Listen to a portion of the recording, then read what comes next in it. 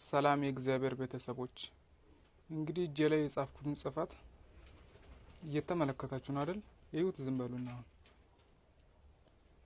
ይሄ እንግዲህ በቤተ ክርስቲያናችን አስተምሮ የሚያሳይ ምልክት ነው። እንግዲህ በስርዓቱ እዩት። እኔ የማያረገው ምልክት ማለት ነው። እንዲገባችሁ አርግቼ ነው በእስክሪብቶ እጄ ላይ የጻፍኩት ማለት ነው።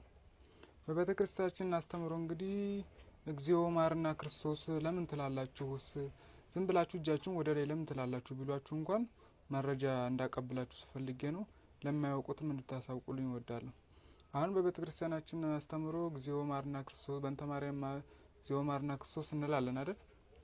እንግዲህ ለምን ወደ ታች ወደ ላይ ወደ ታች ወደ ላይ ትላላችሁ ይሉናል አይደል? እናንተም ደግሞ የምታውቁት ነገር አለ። ስትቆጥሩም በእርጋታ መሆን አለበት። ይሄ መሀል ክቡ ክቡ እንደዚህ ያደረገ እግዚአብሔር በምሳሌ ነው ሁላችንም ውብ አድርጎ የፈጠረን ማለት ነው። ሁሉም በምሳሌ ነው የሚሆነው። እንግዲህ ከዚህ ወደ ታች እስከ 12 ነው እንግዲህ ምን ቆጥረው ማለት ነው። ከዚህ ወደ ታች ከሰማይ ሰማያት ወረድክ የሚያሳይ ምልክት ነው። ከዚህ ከአራተኛው ወደ ላይ ደግሞ ሞትን ድል አድርገህ ተነሳ ነው። ከዚህ ወደ ታች ደግሞ ዳግመኛ ትመጣለህ ልትፈርድ ነው።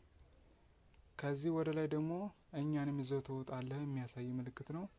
እግዚኦ ማርና ክርስቶስስ እንዴት ነው ቢሏችሁ ይሄን መረጃ መላክ ትችላላችሁ። ይሄን ለማያውቅ ሰው አሳውቁ። ስትቆጥሩም በእርጋታ መሆን አለበት። በመስመር መሆን አለበት። አሁን ይሄ ቁጥሩ በትክክል ይታያል። ቁጥሩ የተሰበጣጠረ ነው። እንግዲህ ይሄን እያያችሁ በባዶ ቦታ እንዲህ እያላችሁ እንደዚህ ትቆጥራላችሁ። ስትቆጥሩም ዝም ብላችሁ እግዚኦ ማርና ክርስቶስ ሲባል ከትንሽም አይጀመርም። ሲጀመርም ማለት ነው ከትልቅ ነው። እግዚአብሔር ታላቅ ስለሆነ ማለት ነው። ከዚህ ወደ ታይ እንዲህ ያለ ተታላቅነቱን ቆጥራለህ ማለት ነው። በእንተ ማርያም ደግሞ ከተታናሽነቷን በሌላ ቀን አሳያቸዋለሁ። ይሄን ለማያውቁት እንድታሳውቁ እወዳለሁ። እግዚኦ ማርና ክርስቶስ ትሉም በእርጋታ መሆን አለበት። እግዚአብሔር ረጋ ብለን ነው እንጂ የሚሰማን በችኮላ የሚሆን ነገር ያለም። ብንቸኩልም እግዚአብሔር ነው እንጂ የሚሞላው። ለሁሉም ሰው አድርሱልኝ። ለማያውቁም ታውቃችሁም ለማያውቁትም ለመመናን ሁሉም እንድታሳውቁልኝ እወዳለሁ። እኔም ካወቅኩት ላሳውቃችሁ ስለወደድኩ ነው።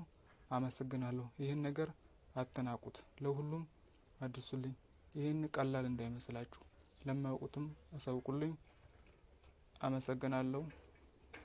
ለበዓሉም በሰላም ያድርሰን። ያልደረሱትም ስላሉ እኛ ግን እዚህ ጭንቀት ስለደረስኩ ይችን ላስተምር ስለፈቀደ እግዚአብሔርንም አመሰግናለሁ። ቅድስት ድንግል ማርያም በረከቷና ምልጃዋም አይለየን። ክብር ምስጋና ለሷም